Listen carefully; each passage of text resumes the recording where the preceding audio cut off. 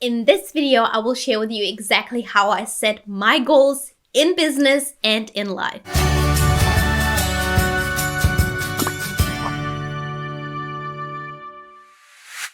I've been sticking to this exact process for a number of years now, and it's been really helping me stay focused. And most importantly, it helped me take action, which in turn helped me to transform myself from a goal setter to a goal slayer. Hi guys, welcome back to my channel, or welcome if you're new. My name is Veronica. I'm a co-founder of a modest activewear brand for Generation Apparel, a content creator and photographer. I share my business journey along with its ups and downs, valuable lessons and practical advice to inspire women like me to pursue their passion, take action, and craft the life that they deserve. If you want to learn how to set specific and attainable goals, break them down into bite-sized pieces to make them less intimidating, measure and track your progress through visual techniques, make sure you like this video and tune right in. I personally start setting my goals at the end of the year for the year ahead. I start with a big picture vision. A lot of you call them New Year's resolutions, but they're just goals for the year ahead. And I like looking at the entire 12 months and set the intention to have a productive year at the end of the previous one. Of course, the goals that you set for the year ahead, they don't have to be set in stone. You can always adjust as you go. And I always do because I'm a mom of two. And that rhymed. When you set your goals for the year ahead, that becomes a roadmap.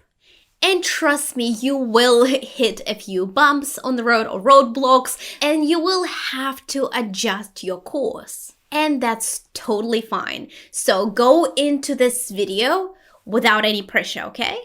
I start my goal setting session with a breakdown of the entire year. I have a section for every single month of the year, which makes 12 sections. And then I look at this blank canvas and start populating it with my goals. I like to pick a project or a goal for each month. So if the goals are short term, then I can pick a goal for each month of the year.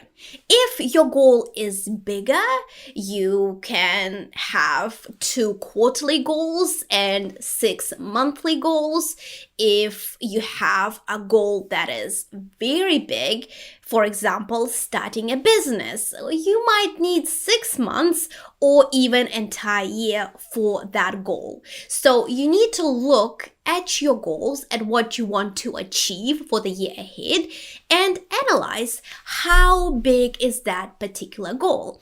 For example, starting a YouTube channel, that's a very quick and fairly easy goal to achieve. That can be a goal that you set for the month of January, for example. If you want to run a half marathon, for example, you might need an entire quarter of the year to train for that.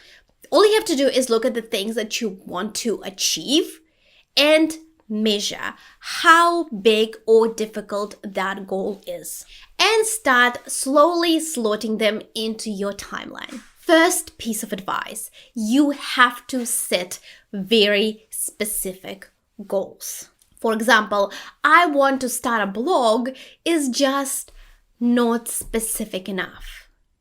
But when you say things, I want to start a blog with 3 articles in it by the end of January 2022, well, now that goal is measurable and very specific. By the way, I have an entire video about how to start a blog.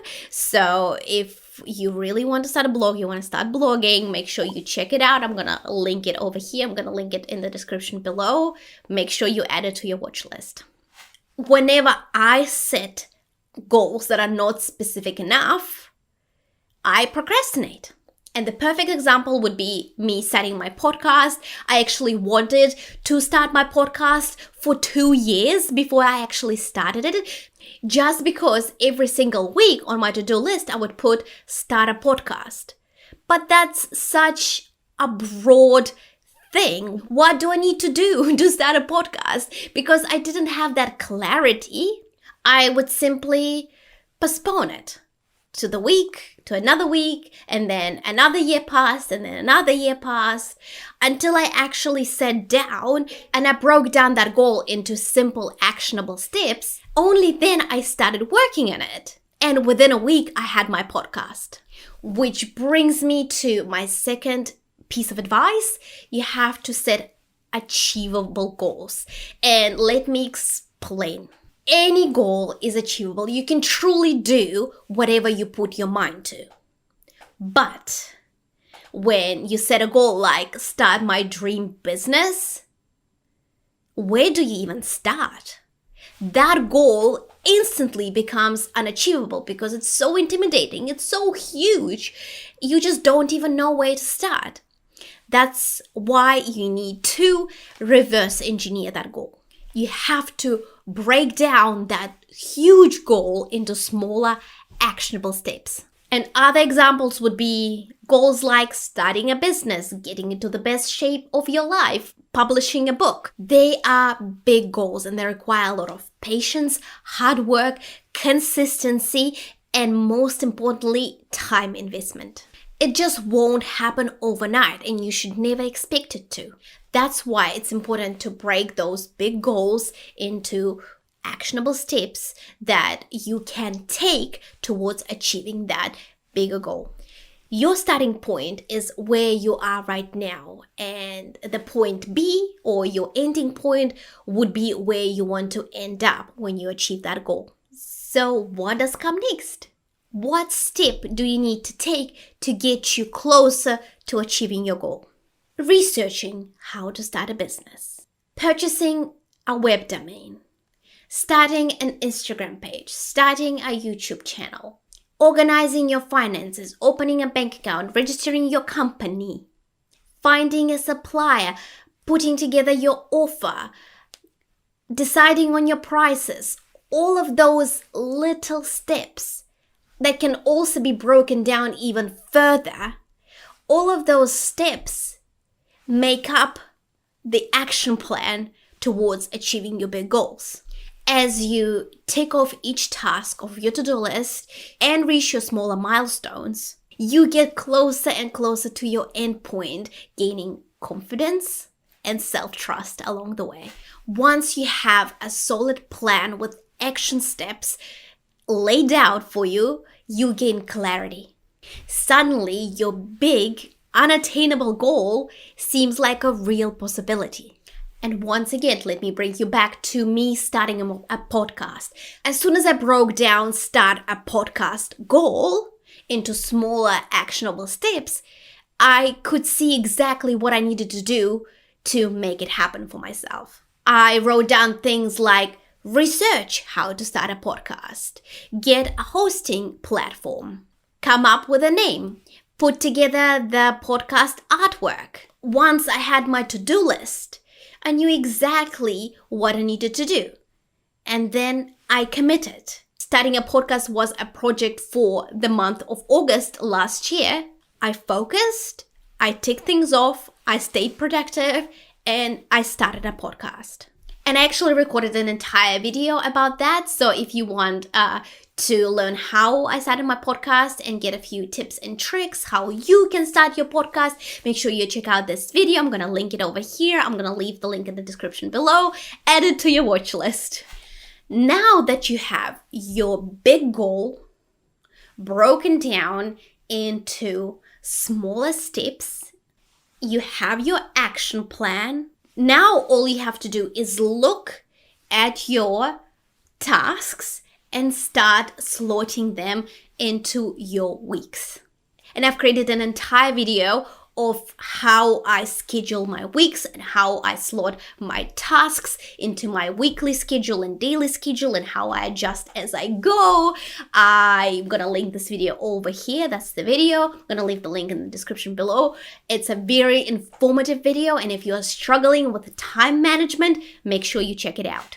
When you have your goal, when you have the clarity of how you can achieve that goal, and if you set the intention of showing up to make sure you can achieve that goal by scheduling those tasks into your weekly and daily schedules, you are on the right path to success, my friend.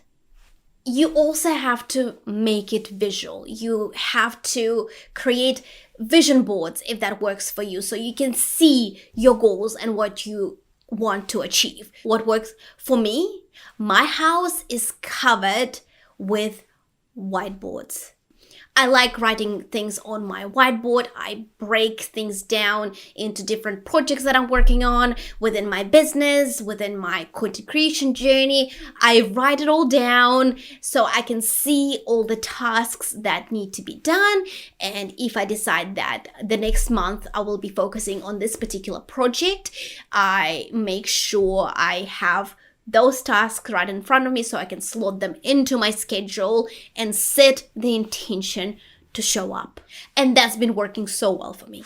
I want to remind you that now that you have everything laid out, it's time for you to commit. And I'm not saying you have to go all in or go home. It's such a discouraging way to look at it, especially if you're a mom to young children. Sometimes your time is just very limited. And if you haven't achieved one goal that you wanted to achieve really badly in the month of October, it's fine. You can try again later. And I want you to remember that taking imperfect, consistent action is better than doing everything perfectly. And once you fall off the wagon once, you just get so discouraged and you get so upset with yourself. That's just not healthy. But when you have that clarity, it's so much easier to get yourself into gear and show up with intention and mindful and laser focused on achieving that goal. Which brings me to the topic of mindfulness. You have to have your goals at the back of your mind at all times. If you're into journaling, write them down. You can record a voice message telling yourself what your goals are, or you can do what I do, have them out there in front of you on the whiteboard. Start and end your day visualizing yourself achieving that goal. You should start showing up as though you have already achieved that goal. It just gets you into the right mindset, and mindset is everything.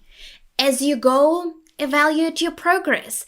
See how far you've come, and also if there are a few things that are not working for you, it's okay to adjust the process. And one last tip. It's always easier to achieve your goals with an accountability buddy. Support and positive reinforcement can do wonders for your confidence. And when you feel great, you have more desire to show up and work on your goals. For example, back in 2018, when I really wanted to get my health and fitness in order, it was so much easier to do it for me because I was doing it with my husband. We had the same goal. We shared that goal and we shared the journey, and we could, support and uplift each other as we went along. Having someone who truly supports you and has your back can really help you to keep going even when you feel like quitting. Their love and care and support will uplift your spirits just when you really need it. Now I want you to take it all in. I know it's a lot of information, but you can do it and you can achieve your biggest and wildest goals, as cheesy as it sounds. But as long as you're mindful about it, as long as you set a sincere and solid intention and give yourself the tools, like breaking your goals down and scheduling them, you set yourself up for success. you will learn and grow, and you just become the best version of yourself, the version you've always envisioned. And you can achieve all of your dreams, because a dream is a goal with a deadline, and that's what I choose to live by. If you found value in this video, make sure you leave me a thumbs up, comment below, and share it with a friend. Help me reach more women so I can help them through my content. Don't forget to subscribe to my channel right here. And if you want to learn more from me, check out these videos over here. Thank you so much for watching, and I'll catch you later.